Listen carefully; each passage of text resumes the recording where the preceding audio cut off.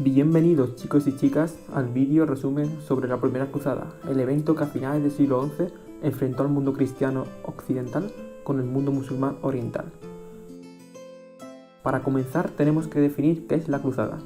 La cruzada se puede definir como aquellas luchas que ocurren entre la cristiandad y los enemigos de la cristiandad, habitualmente musulmanes, aunque se han dado casos de cruzadas en las que los enemigos no eran los musulmanes.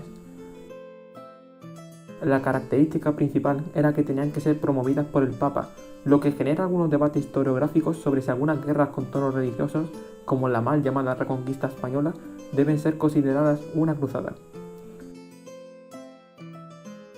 El nombre de cruzada proviene del símbolo principal que unía al ejército cristiano, una cruz que solía estar en los ropajes de estos guerreros. Como dato curioso, en las películas no siempre que vemos una cruz es que sean templarios, como la mucha gente piensa, sino que simplemente eran guerreros que luchaban en favor de las ordenanzas del Papa. Una vez definido el término, hablemos sobre el contexto. Nos ubicamos en la Baja Edad Media, la época de mayor esplendor del feudalismo. Con este sistema político, la sociedad se estratificó y surgió la figura de los grandes nobles que, en ocasiones, llegaban a eclipsar al rey. Por otro lado, frente a la ruralización que caracterizó a la Europa tras la caída de Roma, las nuevas mejoras agrarias se reflejaron en un aumento demográfico. Resurgirían las nuevas ciudades y nacería el mundo urbano medieval. En el plano eclesiástico, la Iglesia aprovechó la situación para formar parte del feudalismo, convirtiéndose en un gran pilar de este sistema.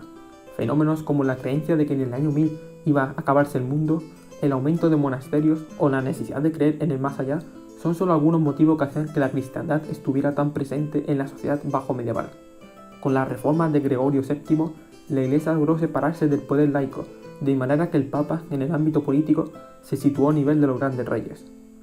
Pese a que la Iglesia poseía solamente el centro de Italia y su ejército era escaso en comparación al de los grandes reinos, poseía armas religiosas como la excomunión o la posibilidad de eliminar el derecho de sepultura de los individuos. Estas armas son consideradas como armas espirituales, pues aunque no eran ni espadas ni hachas, podían hacer temer a cualquier ciudadano de la Europa occidental. Eso les permitió convencer a los cruzados de que lucharan contra los infieles, con la promesa de que expiarían así sus pecados. Además, los cruzados tenían la promesa de convertirse en mártires si morían, motivaciones materiales del motín que consiguieran y un aumento de prestigio en sus reinos.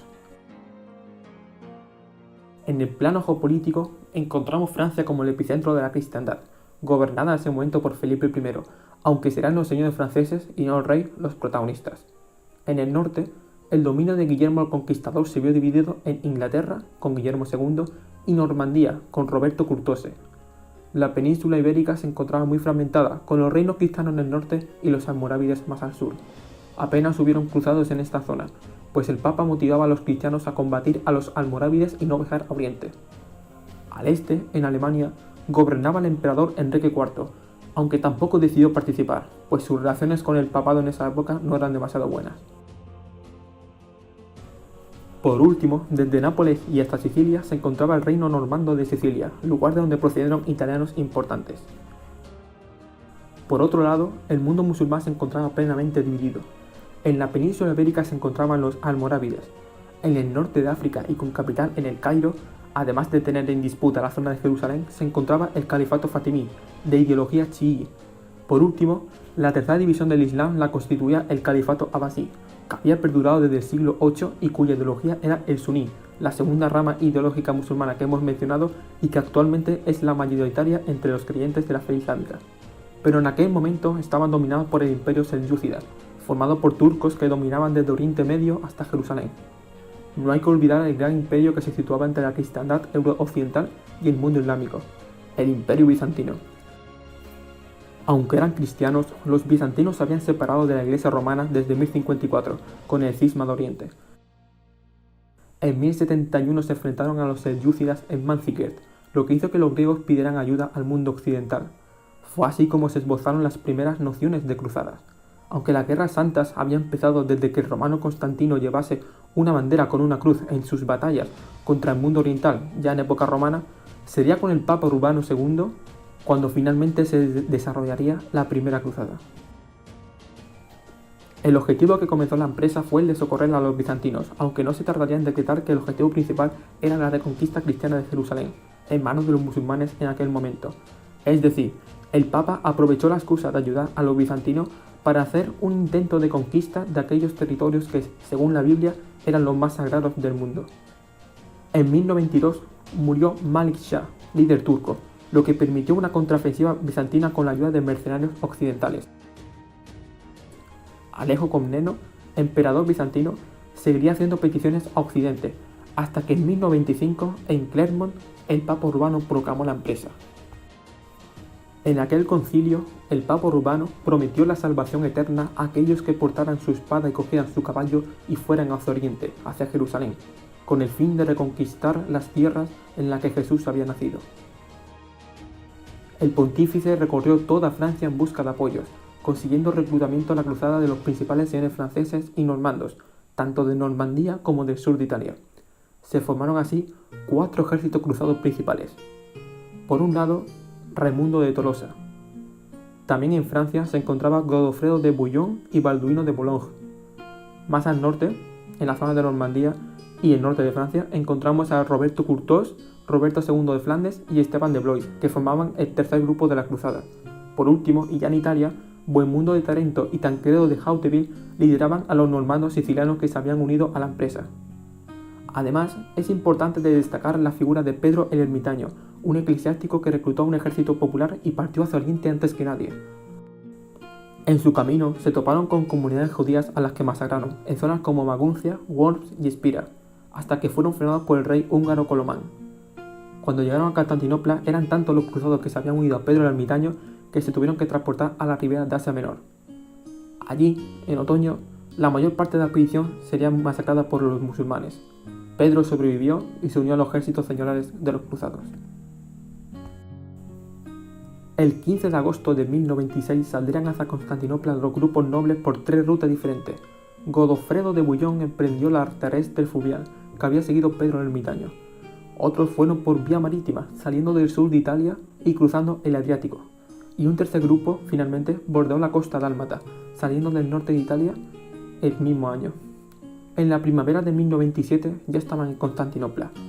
Estarían acompañados por el legado papal, además de Lepuy, que era la parte religiosa que componía la cruzada.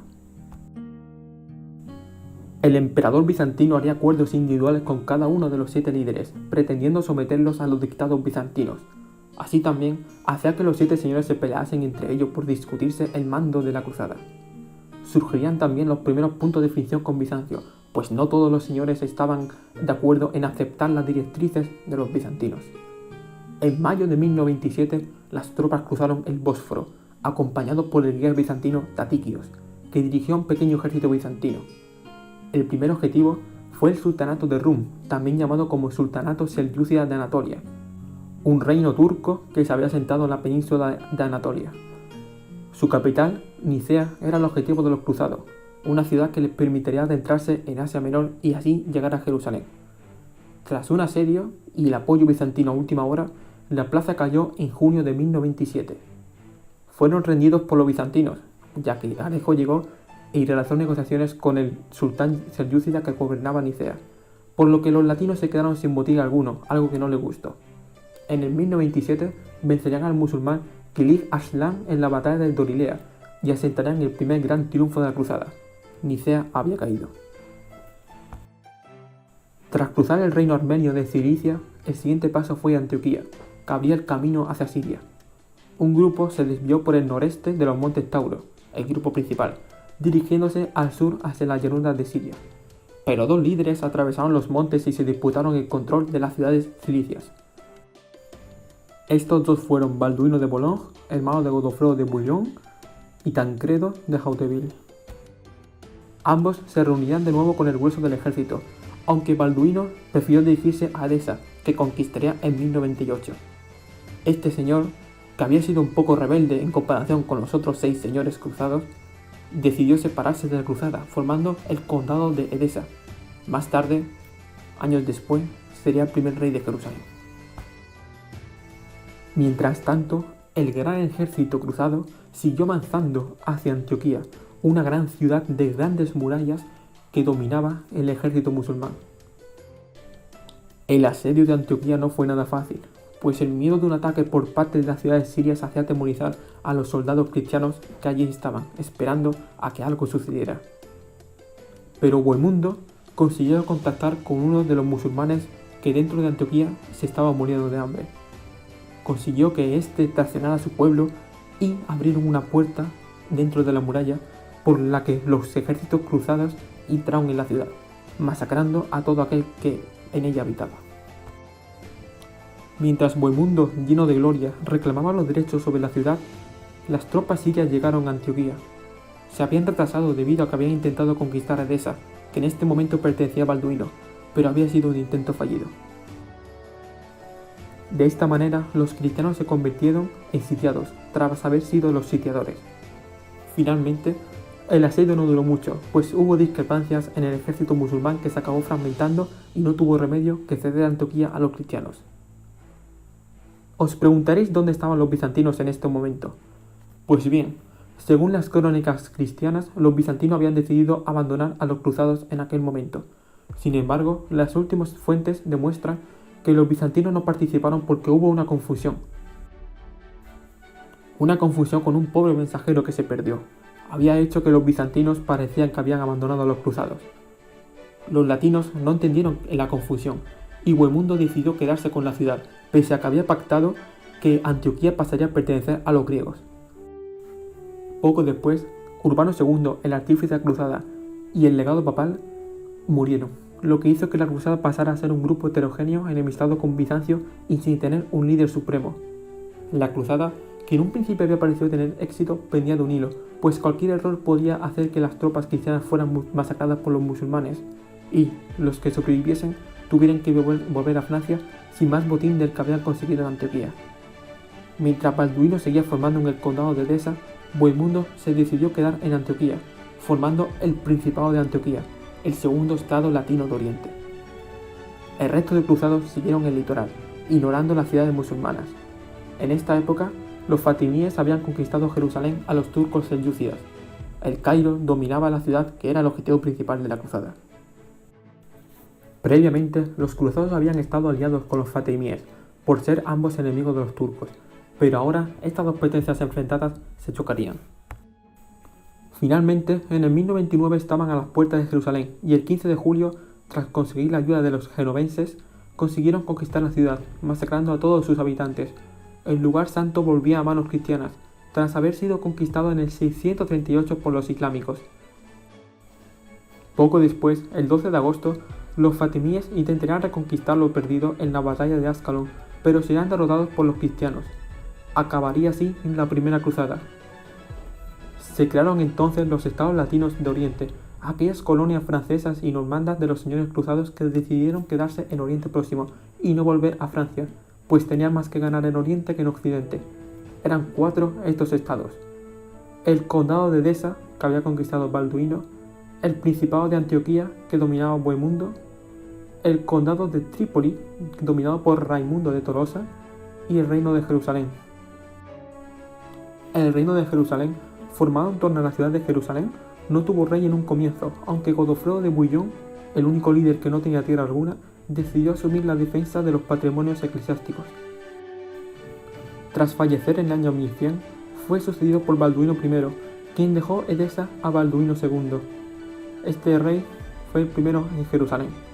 Concluía así la primera cruzada. Muchos afirman que fue la suerte quien consiguió tal proeza. Otros alaban la capacidad militar de los señores feudales. Un cúmulo de consecuencias que lograron la mayor proeza militar que se ha visto en la cristiandad. Si os ha gustado el vídeo, hacedmelo saber y pronto tendré la segunda parte, sobre qué ocurrió después de la primera cruzada y cómo comenzó la segunda. Aquí en la descripción dejo la fuente utilizada para el vídeo. Además, podéis hacerme la pregunta que queráis. Un saludo y nos vemos en el próximo vídeo.